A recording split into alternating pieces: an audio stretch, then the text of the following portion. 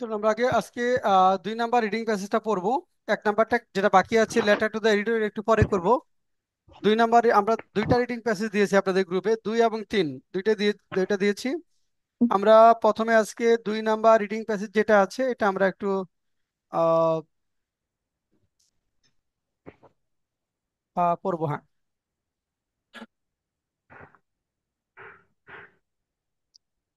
চলেন দেখি। Prices of essential goods and life leading of people. দেখেন, prices of essential goods and life leading of people as well as economic stability of a country are interrelated.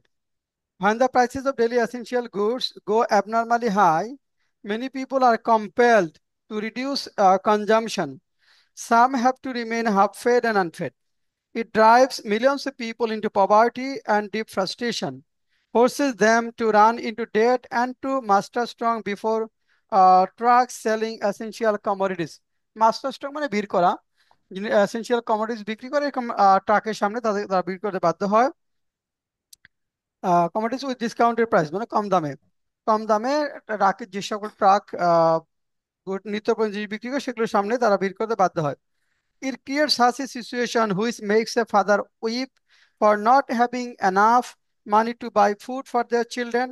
It creates mental agony for the sons and daughters for not having sufficient money to ensure healthcare treatment of their old parents. This abnormality in prices has far-reaching impact, which may result in starvation-like situation, causing untold sufferings of the people. Prices of goods in market of a country go high for myriad reasons, of which some are international, যার মধ্যে কিছু রয়েছে international.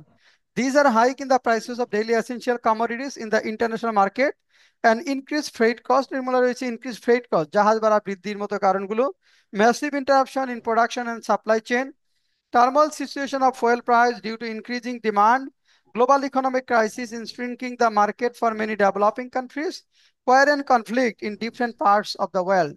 এইসব কারণের জন্য পৃথিবীব্যাপী আমাদের international যে কাজগুলো আছে সেগুলোর জন্য দাম বৃদ্ধি পায়।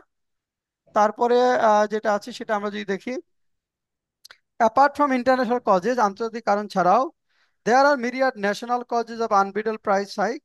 These include nexus among dishonest businessmen, widely known as syndicate of dishonest businessmen, fall in food grain production owing to natural disasters, excessive rise in import bills, reduction of flow of money in banking sector and economy owing to indiscriminate money laundering, decline in flow of remittance, high inflation rate, stagnation in business and trade, poor market monitoring, illegal extortion from goods carrying vehicles, and so on. Unbridled price hike has multi-dimensional impact on the life and livelihood of the people. These include dangerous rise in leading expenses, great reduction in purchasing power, sharp decline in savings, downward trend in foreign reserve, rise in frustration and restlessness among people, increase in the rate of violence and criminal offenses, decline in liquidity in banks, rise in borrowing from internal sources by the government, sharp fall in GDP growth, the sharp fall in GDP and so on. Owing to skyrocketing price hike of daily essential goods, the poor and the limited wage earners are the worst sufferers as they live from hand to mouth. They have no way but to reduce allocation on food. Intake of nutritious food remains beyond their touch. এগুলো তাদের সীমানার বাইরে চলে যায়, বাইরে থেকে যায়। The worries and anxiety that excessive price hike invites largely reduces their productivity in both short and long run. Middle class, তাহলে এটা হলো আপনার। তারপর middle class group of people do not remain untouched from the heinous clutch of exorbitant prices. এই যে অতিরিক্ত দাম বৃদ্ধি, সেখান থেকে মিডল ক্লাস যারা, তারাও এর থেকে মুক্ত থাকতে পারে না, এর টাচ থেকে, হেইনাস নগ্ন থাবা থেকে মুক্ত থাকতে পারে না। Savings of the household greatly reduce, household মানে ব্যক্তি, greatly reduce as they have to spend more on family expenditure every month. It comes as a big onslaught in macroeconomic stability. Onslaught মানে ধাক্কা, বড় ধরনের ধাক্কা, বড় ধরনের আঘাত হিসেবে আসে। It has to be acknowledged that, স্বীকার করতে হবে যে, to tackle unbridled price hike of daily essential goods in a country like Bangladesh is not an easy task, as regulatory authority have not full control on the stakeholders. Apart from this, হ্যাঁ no, various pressure groups come as hindrance. এছাড়া বিভিন্ন যে চাপ সৃষ্টিকারী গোষ্ঠীগুলো আছে সেগুলো বাধা হিসেবে আসে। For sustainable market mechanism, some long-term and short-term measures are required.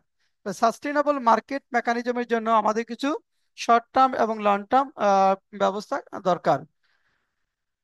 আচ্ছা, এখন আসেন, these are putting efforts to raise all agriculture production including fruit grains, এগুলো অর্থাৎ এগ্রিকালচার প্রোডাকশনটা বাড়ানো, ফলোইং অস্টেরিটি, অস্টেরিটি মানে কৃচ্ছ সাধনা, in individual and state level, ব্যক্তিগত এবং রাষ্ট্রীয় পর্যায়ে, to raise social safety net programs, extension of OMS activities, stopping investment on unnecessary projects, paying concentration on product and market diversification, measures to raise exports, storing sufficient food grains, steps to bring remittance through legal sources, ensuring good governance in every sphere of life, establishing national unity, strict action against hoarder, মজুদদার যারা, and business syndicate, stopping the culture of impunity, removal of system errors to reduce defaulted loans, strengthening market monitoring. আচ্ছা, এই কাজগুলো করতে হবে। The government will have to, আচ্ছা দেখেন, the government কি করতে হবে, the government will have to, আচ্ছা স্ক্রিনটা দেখেন, the government will have to work without uttering big words, বড় বড় কথা না বলে তাদের কাজ করতে হবে, and be ruthless to those, এবং তাদের প্রতি নিষ্ঠুর হতে হবে, who gang up and make syndicate, যারা গ্যাং আপ করে এবং syndicate পাকান। The mass people also have some role to play in this regard. They will have to raise voice against irregularities and mismanagement without dis- digesting unreasonable and digesting unreasonable and abnormal prices of goods. সাধারণ মানুষ যারা তাদের কি দাম হজম না করে এর বিরুদ্ধে তাদেরকে প্রতিবাদী হতে হবে। Then and only then we will have hopes to purchase goods with paying to some invincible forces, invincible, তখনই কেবল আমরা অদৃশ্য কোনো শক্তি কে টাকা না দিয়ে ন্যায্য মূল্যে জিনিস কিনতে পারবো। এখন দেখেন, এটা প্রাইস হাইক নিয়ে তুলনামূলকভাবে সহজ একটা রিডিং প্যাসেজ। এখন এখানে কোশ্চেন গুলো দেখেন। প্রথম কোশ্চেন হলো, what are the plights of people in exorbitant price hike of essential goods. আচ্ছা, আমাকে পার্থ বলেন তো এই কোশ্চেনটা কি বোঝাচ্ছে।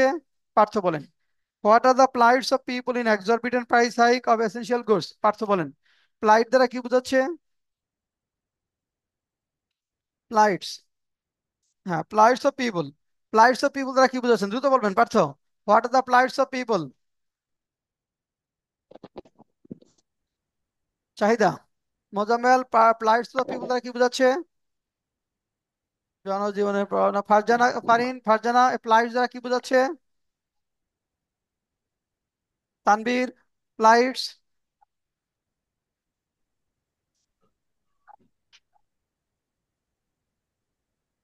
হ্যাঁ, বলেন। স্যার অবস্থা। এখন খেয়াল করেন, এই যে একটা শব্দ, আপনি কিন্তু সবই জানেন, রিডিং পেজ অনেক ইজি না। এই শব্দ না বোঝার কারণে কিন্তু আপনি জিরো হয়ে যাবেন এখানে। কারণ এখানে মার্কস কিন্তু প্রত্যেকটা কোশ্চেনে 5।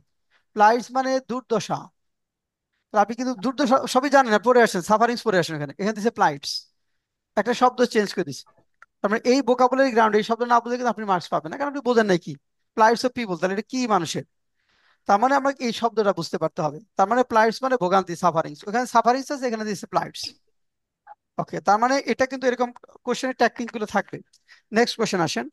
তারপর, what are the transnational causes of price hike of goods. Partha বলেন, ট্রান্সন্যাশনাল দ্বারা কি বোঝাচ্ছেন, বুঝছেন। পরিবর্তিত কারণ। তানবীর। স্যার আমি বলবো। না, আসি, হ্যাঁ। হ্যাঁ, তানবীর, স্থানান্তরের কারণ আছে। আকিল। স্যার ইন্টারন্যাশনাল, আন্তর্জাতিক। হ্যাঁ, মোজামেল। পরিবহন খরচ না, আচ্ছা না, আন্তর্জাতিক কারণ। কোশ্চেনে বলে আসে ইন্টারন্যাশনাল কজ, এখানে বলছে ট্রান্সন্যাশনাল কজ, এখানে ইন্টারন্যাশনাল বলছে, এখানে দেখেন, এই যে খেয়াল করেন। স্যার এখানে ট্রান্স বাউন্ডারিও দিতে পারে। হ্যাঁ, ট্রান্সফার, তার মধ্যে খেয়াল করেন, তার মানে ওখানে ছিল ইন্টারন্যাশনাল, কোশ্চেনে কি দিছে, ট্রান্সন্যাশনাল। অনেকেই লেখে ট্রান্স মানে ট্রান্সপোর্ট কস্ট লেখে, ওটা এটা জায়গায় সে লিখছে ট্রান্সপোর্ট, মোজাম্মেল যেটা বলছে খুব দ্রুত বলে ফেলছে, কিন্তু ট্রান্সপোর্টেশন কস্ট, ও কিন্তু তাই লিখতো। মানে ট্রান্সপোর্টেশন কস্টটা নিয়ে আসতো, কিন্তু আসলে এটা কি, ইন্টারন্যাশনাল কজ, তাই না? তাহলে জিরো। তার মানে আমি কোশ্চেন যদি না বুঝি তাহলে তো কোনো মার্কস পাবো না, কোনো মার্কস পাওয়ার সম্ভাবনা নেই। হ্যাঁ, এটা অনেকের ক্ষেত্রে হয়, এটা অনেকের ক্ষেত্রে হয়, এটা যেন না হয়। ওকে, তারপর আসেন C number. Which national cause do you think is the worst? আসসালামু আলাইকুম স্যার। ওয়ালাইকুম আসসালাম। হ্যাঁ মাহফুজ, কিছু বলবা?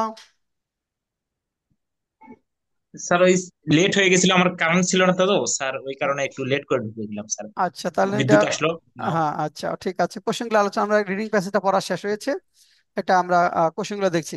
হুইচ ন্যাশনাল, দেখো পরের কোশ্চেন দেখো, which national cause do you think is the worst one to cause price hike of daily essential commodities?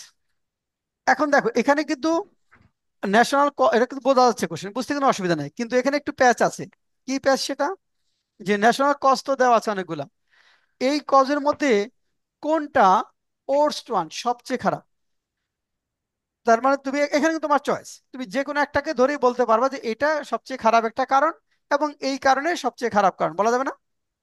মানে এই কারণগুলা নর্মালি ধরো এই যে যতগুলো ন্যাশনাল কজ আছে, তাহলে এই কারণগুলো এখন আমি যে কোনো একটা পয়েন্ট তোমাকে যেটা মনে হয় সেটা, অনেকে হয়তো বলবে মানি লন্ডারিং, কেউ বলতে পারে বিজনেস সিন্ডিকেট, মানে যার যেটা মনে হয় সেটা, তবে এখানে নর্মালি যেটা সবচেয়ে বেশি ভোগান্তি তৈরি করে সেটা বলাটাই আমাদের জন্য সবচেয়ে ভালো। এখন এটা আমরা কি আনসার করার সময় কিভাবে আনসার করব? ন্যাশনাল যে কজগুলো আছে সেগুলা বলে তারপরে ওর্সটা বলবো, নাকি সরাসরি ওর্স্ট কজটা বলে ফেলবো এবং এই কারণে এটা ওর্স সেটা? মার্কস কিন্তু হলো 5, তার মানে আমার 5-6 লাইন মিনিমাম হওয়া উচিত। তাহলে আমি যদি সরাসরি এটা হলো ওর্স্ট কজ এবং এই কারণে, তাহলে কিন্তু 3 লাইনে বেশি হবে না। তাহলে এই কারণে এই কোশ্চেনগুলো, যে মিরিয়ার যে ন্যাশনাল কজ রয়েছে সেগুলো আগে বলে নেবেন। তারপরে ইন মাই অপিনিয়ন, যেটা আপনার মতে বলছে, ইন মাই ভিউ বা ইন মাই অপিনিয়ন এটা হলো worst cause, this is the worst cause because, তো আপনার কারণটা বলতে হবে। ওকে, নেক্সট কোশ্চেন আছেন, what is the impact of unbridled price hike? দেখেন এখানে বলছে আনব্রিডল প্রাইস হাইকের ইম্প্যাক্টটা কি। একটা প্যারা এখানে হুবহু আনসার আছে, তাই না? ইম্প্যাক্ট কি কি ইম্প্যাক্ট আমরা পড়ে আসলাম আনবিল্ড প্রাইস হাইকের? একটা হলো যে লোয়ার ক্লাস অফ পিপল যারা, তারা হাফ ফেড আনফেড থাকে, তাদের সবচেয়ে বড় ইম্প্যাক্ট হয়। মিডল ক্লাস পিপলের সেভিংস কমে যায়, সেটা একটা ইম্প্যাক্ট। আরেকটা ইম্প্যাক্ট দেখলাম যে ন্যাশনাল একটা ইম্প্যাক্ট, তাই না? ম্যাক্রো ইকোনমিক স্ট্যাবিলিটিটা চ্যালেঞ্জের মধ্যে পড়ে। ম্যাক্রো ইকোনমিক স্ট্যাবিলিটি, তিনটা জিনিস কিন্তু একসাথে আমাকে নিয়ে আসতে হবে। একটা হলো সাফারিংস অফ দ্য পোরেস্ট বা পোর, মিডল ক্লাসের যে সাফারিংসটা বা মিডল ক্লাসের যে ইটা, তারপরে হলো ন্যাশনাল ম্যাক্রো ইকোনমিক স্ট্যাবিলিটির ক্ষেত্রে কি ইম্প্যাক্ট রয়েছে। তিনটা বিষয়কে একসাথে করে লিখতে হবে। তারপর আসেন, who are the worst victim? Sir, হ্যাঁ, স্যার আমাদের তো কপি করা যাবে না। তো আমরা তো এখান থেকে হুবহু প্যারার মধ্যে আনসার রয়েছে, তাহলে ওই জায়গা থেকে আনসারটা আমরা আসলে কিভাবে লিখবো? প্যারার মধ্য কপি থেকেই করা লিখবো, যাবে কিন্তু না কিভাবে এটা লিখবো? মাথা থেকে ভুলে যান। যে প্রথম হলো যে কপি করা যাবে না, এই সেন্সটা মানে কপি করতে হবে এটাই ধরে নেবেন আপনি, হ্যাঁ? তাহলে ওই ভূতটা আর থাকবে না। কারণ কপি করা স্যার যাবে না। ওইটা ওখান থেকে ওইখানে কি আমরা? হ্যাঁ, হ্যাঁ বলছি, কপি করা যাবে না বলতে হুবহু লেখা যাবে না। মানে এটা কিন্তু কপি যদি ওইখান থেকে না লিখে অন্য জায়গায় থেকে তাহলে কিন্তু আপনি কোনো মার্কস পাবেন না। আপনি যদি হুবহু লেখেন, যা আছে কোশ্চেন যেখানে আছে 50% মার্কস পাবেন। যা আছে কোশ্চেনটা শুধু বলবেন যে আনসারটা এখানে আছে, ওখানে হুবহু তুলে দিবেন, তাহলে আপনি 50% মার্কস পাবেন, 100% মার্কস পাবেন না। আর যদি নিজের মতো করে সাজায় লিখতে পারেন ভালো, তাহলে 100% মার্কস পাবেন। এটা হলো মূল কথা। কপি করলে এটা এফেক্ট হবে নাম্বারে, যেখানে আনসার, এখন ধরেন এই যে এখানে প্রথম কোশ্চেনটা, what are the plights of people, আপনি প্লাইটটাই বুঝলেন না, আপনি আনসার অন্য কিছু লেখলেন, মার্কস পাওয়ার কোনো সম্ভাবনা আছে? কিন্তু প্লাইটটা বুঝছেন, সাফারিং যেখানে না, আনসার আছে ওইখান থেকে হুবহু তুলে দেন, 50% মার্কস পাবেন মিনিমাম। বুঝতে পেরেছেন? মানে মিনিমাম 50% জি মার্কস পাবেন হুবহু খালি লিখে দিলে। কোশ্চেনটা বুঝে যে আনসারটা এখানে আছে এটা হুবহু লিখে দিলে, ধরতে পেরে হুবহু যা আছে হুবহু কোনো প্রকার চেঞ্জ ছাড়া লিখে দিবেন, 50% মার্কস পাবেন, 6-এ 3 করে পাবেন। আর যদি আপনি 100% মার্কস পেতে চান বা 70+80+ মার্কস পেতে, তাহলে চেঞ্জ করতে হবে। সেই চেঞ্জটা আমরা প্রথম দিকে বলছি যে কোশ্চেনের শেষ স্যার। অংশ এই থেকে হ্যাঁ বলেন। স্যার এই সেন্স গুলা কি আমরা ওই যে বিভিন্ন জেরান ইনফিনিটিভ এইগুলাই শুধু হ্যাঁ, ইউজ হ্যাঁ, করবো? হ্যাঁ, ওটা মানে প্রথম এইগুলাই ক্লাসে তো বলছি, আমরা বলছিলেন আমরা আপনি। বলেছি প্রথম ক্লাসে যে আমরা সেন্টেন্স রিডিং প্যাসেজ যেখানে আনসার আছে সেখানকার স্ট্রাকচার গুলো ভেঙে দিব। সেখানে সিম্পল কমপ্লেক্স থাকলে আপনি ইনফিনিটিভ জিরান্ড ইউজ করবেন। আর এমনি নর্মালি কোশ্চেনের শেষ অংশ থেকে আমরা শুরু করব। কোশ্চেনের শেষ অংশ থেকে শুরু করলে এমনি কিন্তু আমাদের চেঞ্জ হতে থাকবে। কোশ্চেনের শেষ অংশ থেকে যখন আমি শুরু করব এমনি কিন্তু আমার নর্মালি চেঞ্জ হতে থাকবে।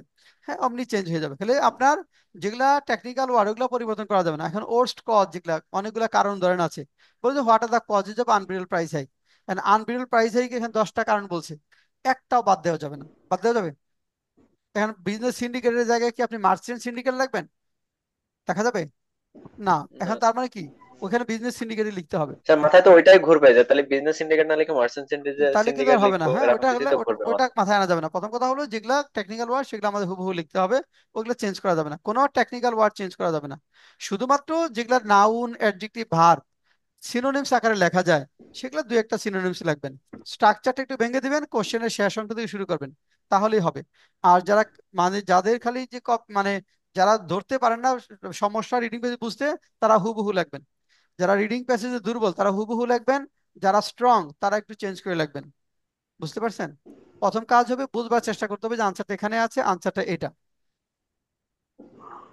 তারপর দেখেন, হু জি are the worst victim to skyrocketing price hike why. এখন দেখেন কারা ওর্স্ট ভিকটিম, এটা তো বোঝাই যাচ্ছে কারা, তাই না? মিডল। এখন কেন তারা ওর্স্ট ভিকটিম, এই কারণটা আমরা যখন লিখবো তখন আপনি আপনার মতো করে লিখবেন। তাহলে এখানে তো রিডিং প্যাসেজের কারণ দেওয়া আছে কিছু, কিন্তু ওইটাই যখন নিজের ভাষায় লিখবেন সেটা চেঞ্জ হয়ে যাবে। ওর্স্ট ভিকটিম কারা, কেন তারা ওর্স্ট ভিকটিম, সে কারণগুলো আপনি বলতে থাকবেন। যে ওর্স্ট ভিকটিম কারা এবং কেন তারা ওর্স্ট ভিকটিম সেটা আমরা বলতে থাকবো। আচ্ছা, is it possible to bring price hike under control for the government of Bangladesh? Bangladesh সরকারের পক্ষে কি প্রাইস হাইকটা কন্ট্রোল করা সম্ভব? এখন দেখেন এটা কি রিডিং পেজে কোথাও আছে? এটা আনসার আছে কি? দেখেন তো, কি সামান্য কিছু বলা আছে যে ওই যে ধরেন গভর্নমেন্টকে বড় বড় মানে আশার কথা বলছে, তাই না? সিন্ডিকেটের বিরুদ্ধে কঠোর হ্যাঁ, এখানে পদক্ষেপ বলছে নিতে হবে। সরকারকে কি যে বড় বড় কথা না বলে কাজ করতে হবে। আবার সাধারণ মানুষ যারা আছে মিস ম্যানেজমেন্টের বিরুদ্ধে ভয়েস রেজ করতে হবে। আচ্ছা, এগুলা করতে হবে বলছে, কিন্তু এখানে কি বলছে যে সরকারের পক্ষে এটা সম্ভব কি সম্ভব না? তাহলে এখন আপনার কোশ্চেন হচ্ছে আপনাকে কিন্তু আনসার দিতে হবে স্পেসিফিক, আসলে সম্ভব কি সম্ভব না, ইয়েস বা নো, বা কিভাবে আপনি দিবেন সেটার আনসারটা আপনি প্রথমেই আনসারটা না দেওয়াই ভালো। প্রথমে আপনি সিচুয়েশনটা ব্যাকগ্রাউন্ডে ব্যাখ্যা করবেন। অর্থাৎ প্রাইস হাইক সিচুয়েশনের ক্ষেত্রে গভর্নমেন্ট আসলে কোন শেপের মধ্যে আছে, কোন স্টেজের মধ্যে আছে, কি অবস্থায় আছে, এটা আসলে কন্ট্রোল করা সম্ভব কিনা। এখন বলেন ইয়েস বলবেন না নো বলবেন? স্যার চ্যালেঞ্জিং বলতে হবে। আচ্ছা, আকিল কি বলবেন? স্যার আমি তো ইয়েস বলবো। আচ্ছা, আপনি ইয়েস বলবেন। পার্থ কি বলবেন? আপনি নো বলবেন। আচ্ছা, সাব্বির চ্যালেঞ্জিং বলবেন। মাহফুজুর রহমান কি বলবেন? আনমিউট করে বলেন।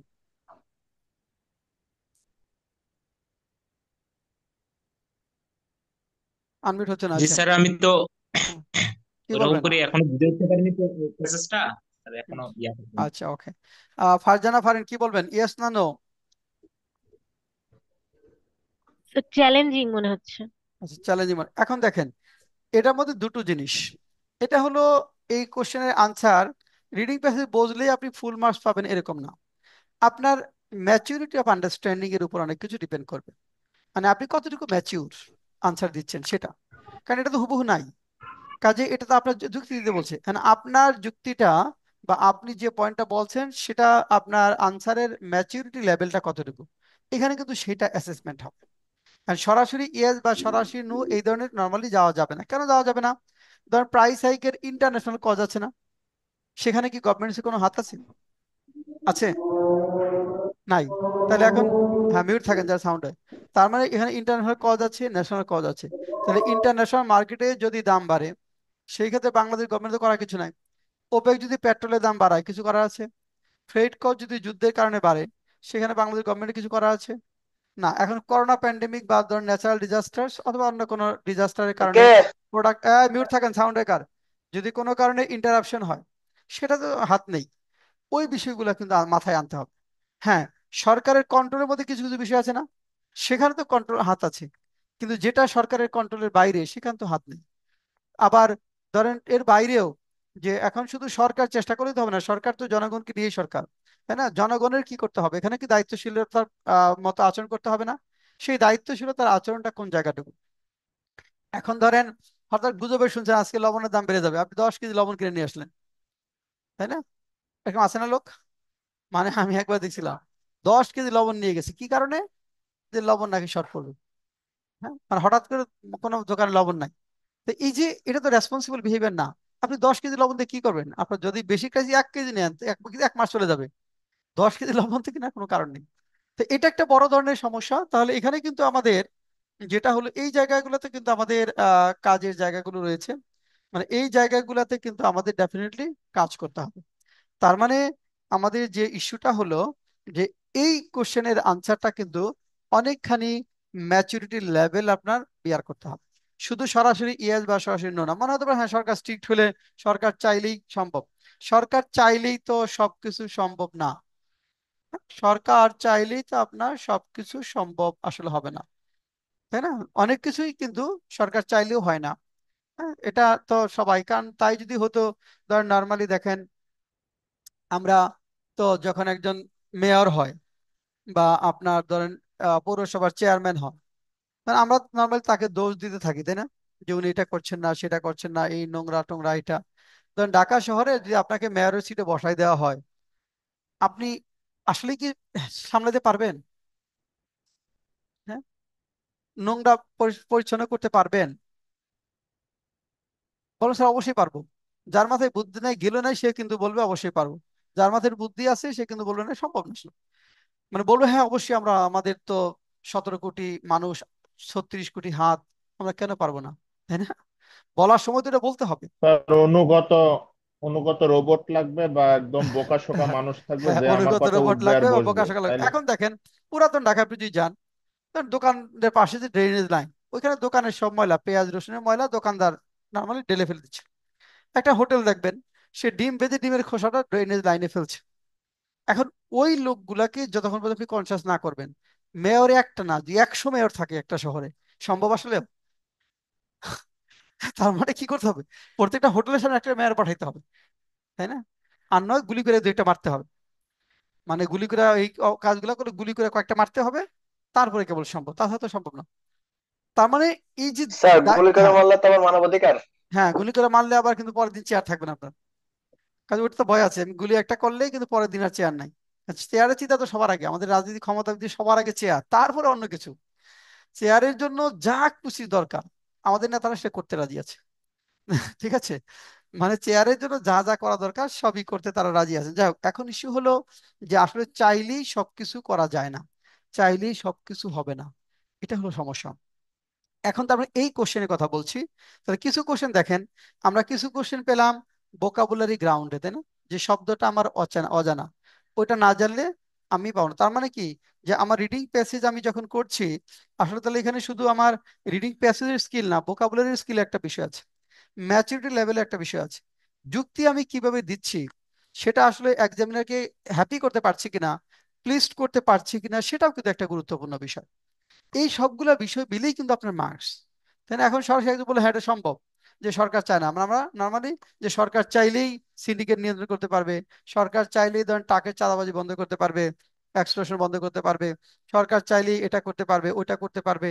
এখন এটা ঝামেলা, আসলে সরকার চাইলেই পারবে না। এখন আপনি যদি বলেন যে মেয়র হলেন, আপনাকে যদি বলা হয় ঢাকা শহর ফুটপাত ক্লিন করে দেন 1 সপ্তাহের মধ্যে, আপনি কি পারবেন? পারবেন না। কেন পারবেন না বলেন তো? না। এখন ফুটপাত যারা ব্যবসা করতে, ফ্যামিলি আছে না, ওরা যদি ইনকাম করতে না পারে ফ্যামিলি চলবে? কি করবে ওরা? একটা মানুষের মাথায় যদি, মানে পকেটে যদি টাকা না থাকে, তার মাথায় কোনো সেন্স কাজ করবে? সে তো যা খুশি তাই করে ফেলতে পারবে, পারবে না? রিক্সা বন্ধের সিদ্ধান্ত নিয়েছিল, তাই না? অটো রিক্সা পারছে গভর্নমেন্ট, কেন পারে নাই? সেনাবাহিনী তো কয়েক হাজার সেনাবাহিনী নামাইছিল, ওরা সব গিয়ে একদম পুরা ব্লক করে দিছে। মানে এই যে অটো রিক্সা বন্ধ করার একটা সিদ্ধান্ত, এটাই পারে নাই। মানে ওদের 2 টাকা কম ইনকাম হবে বা আরামাস, ওইটা তো সবাই নাইমা পড়ছে, মরে যাবে কিন্তু রাস্তা ছাড়বে না। মানে প্রবলেম গুলো হলো এখানে, এই যে চাইলেই আসলে না। এখানে ফুটপাতে যারা ব্যবসা করে ওদের আছে এখানে, ধরেন ওদেরকে শেল্টার দেয়, তাদের একটা ফ্যামিলি চলে। ওরা যারা ইনকাম করে সরাসরি পেটের দায়, তাদের ফ্যামিলি চলে, কিন্তু ওইগুলা চাইলেই কিন্তু আপনি বন্ধ করতে পারবেন না। কাজে এগুলা অনেকগুলা ইস্যু, মানে এই জন্য বলছি যে ম্যাচুরিটি লেভেলের ইস্যুগুলা আপনার কিছু কিছু কোশ্চেনের আনসারে নিয়ে আসতে হবে। This is very important issue. ওইরকম একটা কোশ্চেন আমরা পেলাম, is it possible to bring price hike under control for the government of Bangladesh? Bangladesh সরকারের পক্ষে প্রাইসে কন্ট্রোল করা সম্ভব? তাহলে এখানে কি করতে হবে, সরাসরি ইয়েস নো না বলে সরকারের সাধ্যের কিছু যে কারণ আছে, সরকারের সাধ্যের বাইরে, কিছু সরকারের সাধ্যের মধ্যে, তাহলে যে কারণগুলো সরকারের সাধ্যের মধ্যে, সে জায়গাগুলোতে সরকার যদি সত্যিকার অর্থে ধরেন দায়িত্বশীল সরকার আচরণ করে, সত্যিকার অর্থে কঠোর হয়, হ্যাঁ, কারো প্রতি মার্সি না দেখিয়ে, তাহলে অনেকখানি নিয়ন্ত্রণ করা সম্ভব, তাই না? ফুললি হয়তো হবে না, কিন্তু অনেকখানি নিয়ন্ত্রণ করা সম্ভব, সেটা কিন্তু আমরা বলতে পারবো। আবার পাশাপাশি আপনার জনগণ, মাসের যারা আমজনতা, তাদেরও কিন্তু ভূমিকা আছে, তাদেরও রুল আছে, তাই না? তাদেরও সচেতনতার বিষয় আছে, তাদেরও প্রতিবাদ প্রতিরোধ করার বিষয়গুলো থাকবে, ওইগুলোও কিন্তু আপনাকে বলতে হবে। আশা করি আপনার প্যাসেজটা বুঝতে পেরেছেন, কোশ্চেনগুলো বুঝতে পেরেছেন। এখন 15 মিনিটে আমরা এই কোশ্চেনগুলো লিখবো, এই থিমেটিক কোশ্চেন এ থেকে এফ পর্যন্ত, এই কোশ্চেনগুলো এখন আমরা 15 মিনিটে লিখবো। এই 15 মিনিট আপনাদের ক্লাস বন্ধ থাকবে, এবং এখানে আপনার দেওয়া আছে দেখবেন, গ্রুপে আমরা দিয়েছি রিডিং প্যাসেজ 2। রিডিং প্যাসেজ 2টা আমরা এই থিমেটিক কোশ্চেনগুলো আমরা 15 মিনিটে লিখবো, 15-16 মিনিট পরে লিঙ্ক দিব। তো লেখার জন্য পর্যাপ্ত সময় পাবেন, সময় পাওয়ার পরেই লিঙ্ক দেবো, তাড়াহুড়োর কথা এখানে একটু লেখেন, আমি দেখবো শুনবো যে কি করছি আর কি, আমরা কত কাছাকাছি গিয়েছি সেটা একটু দেখি।